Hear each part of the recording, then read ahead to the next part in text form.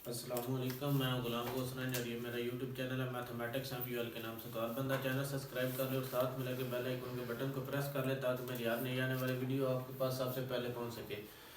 तो आज हम जो टॉपिक डिस्कस करेंगे वो एक्सरसाइज 1.2 फर्स्ट ईयर का फर्स्ट ईयर की एक्सरसाइज है 1.2। क्वेश्चन नंबर है 5 है, उसके 4 पार्ट है, वो 4 पार्ट हम करेंगे। तो बताना क्या है टर्म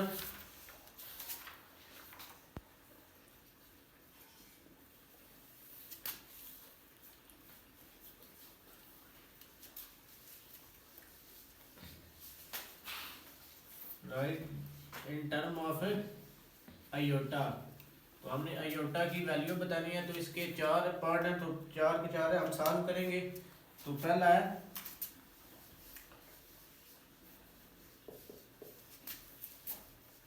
अंडर रूट -1 बी।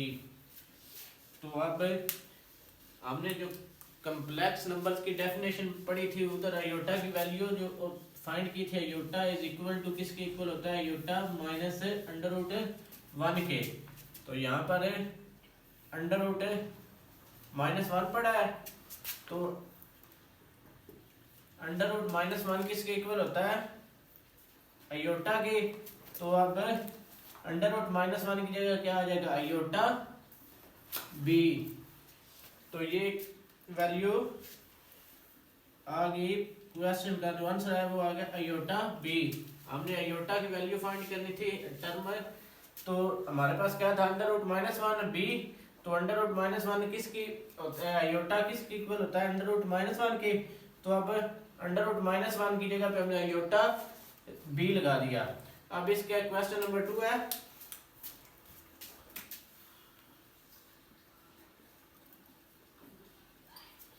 तो इसका जो दूसरा पार्ट है वो है अंडर रूट -5 है। तो इसका सोल्यूशन निकालेंगे। अगर हमारे पास क्या अंडर रूट -5 है, अगर इसको हम इस तरह लिख ले अंडर रूट 1 और 5 है, अंडर रूट 5 है, ये आपस में अगर दोनों मल्टीप्लाई होंगे तो क्या आ जाएगा, अंडर रूट -5 ही आएगा। तो इन दोनों को अगर अलग अलग लिखेंगे तो कोई फर्क तो नहीं पड़ता। तो अब हमने इनको इस तरह लिखा है कि under root -1 and under root 5 है। तो अब हमें अंडर रूट -1 की वैल्यू क्या होती है, -1 इज इक्वल टू आयोटा। तो ये क्या आ गया, इसकी जगह पे वैल्यू पुट करनी, आयोटा अंडर रूट 5 है। तो यही हमने फाइंड करनी थी वैल्यू। तो ये इसकी 2 आ गई। तो अब इसका जो क्वेश्चन नंबर 3 है वो है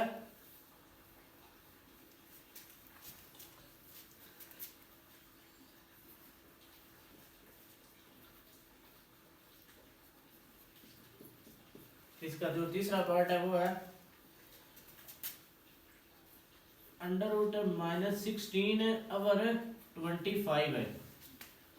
तो आप इसको जब सॉल्व करेंगे तो सेम उसी तरह अगर हम under root -1 under root 16 over 5 लिख दें तो कोई फर्क तो नहीं ना पड़ता। अगर ये जब मल्टीप्लाई होंगे तो ये माइनस अंदर मल्टीप्लाई हो जाएगा और 1 जब मल्टीप्लाई होगा तो कोई डिफरेंस नहीं आता। तो ये दोबारा यही वैल्यू बन जाती है -16 ओवर 25 है। तो अब ये आयोटा बन गई।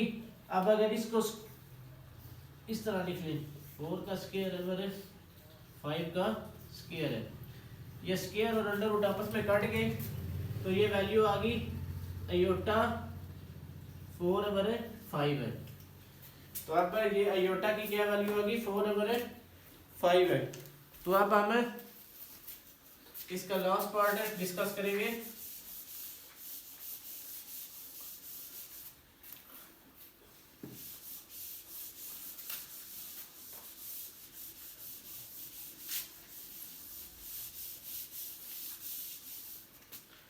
लास्ट पार्ट है वो है क्वेश्चन है, चौथा पार्ट है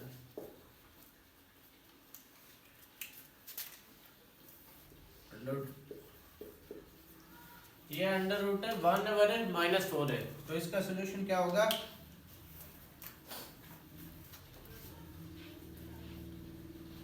इसका सोल्यूशन ये होगा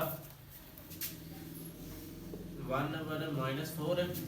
तो अब अगर इसको लिख लें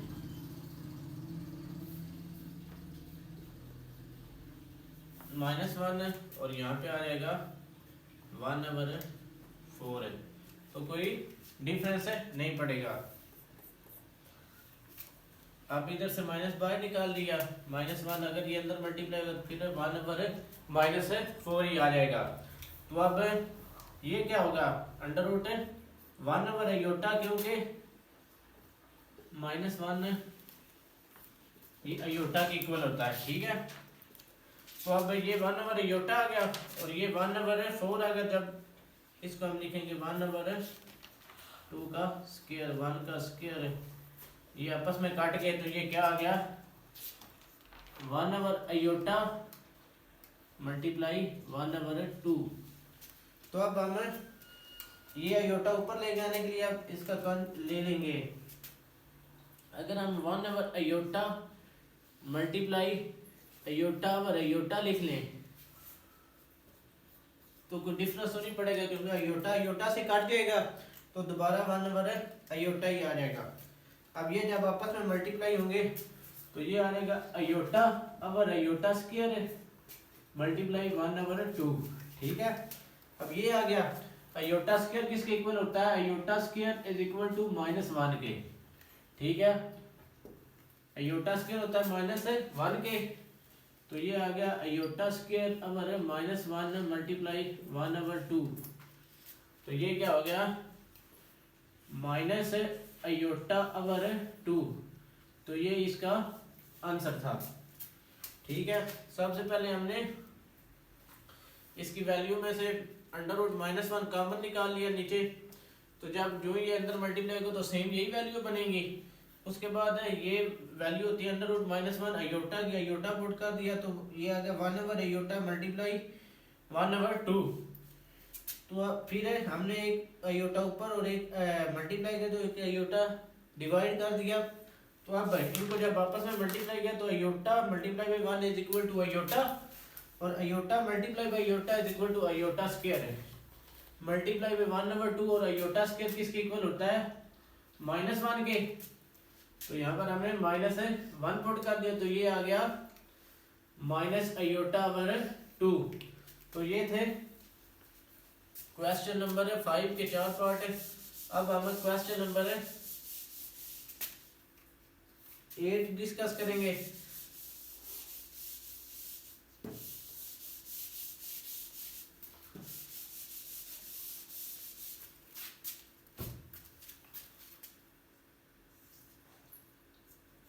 क्वेश्चन नंबर 8, तो क्वेश्चन नंबर 8 है हमारे पास है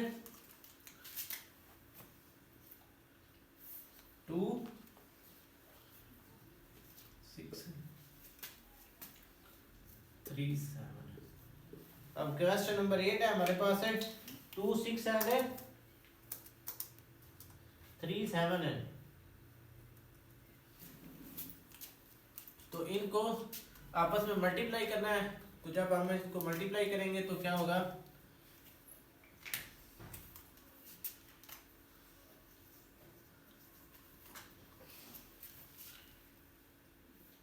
2 6 आयोटा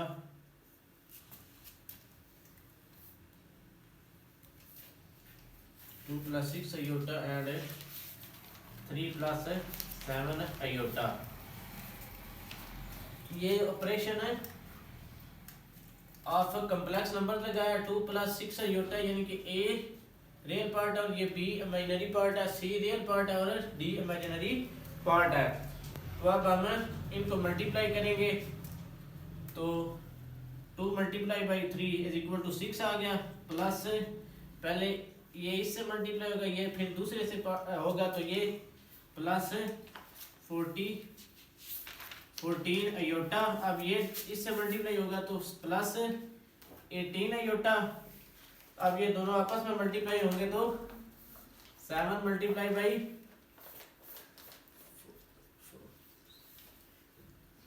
42 और ये अयोटा और अयोटा मल्टीप्लाई होंगे तो अयोटा स्क्वायर आ जाएगा। ठीक है, 42 अयोटा स्क्वायर है। तो अब अयोटा स्क्वायर की वैल्यू क्या होती है?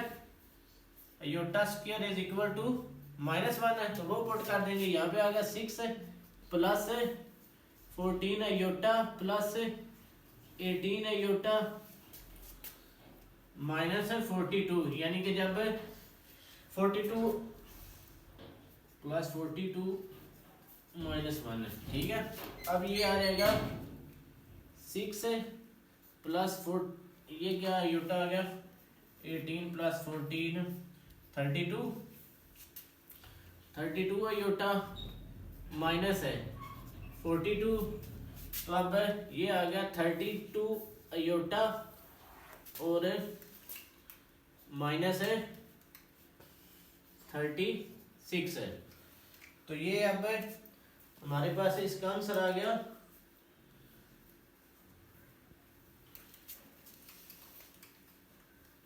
इसका आंसर आया हमारे पास है -36 है और 32 अयोटा।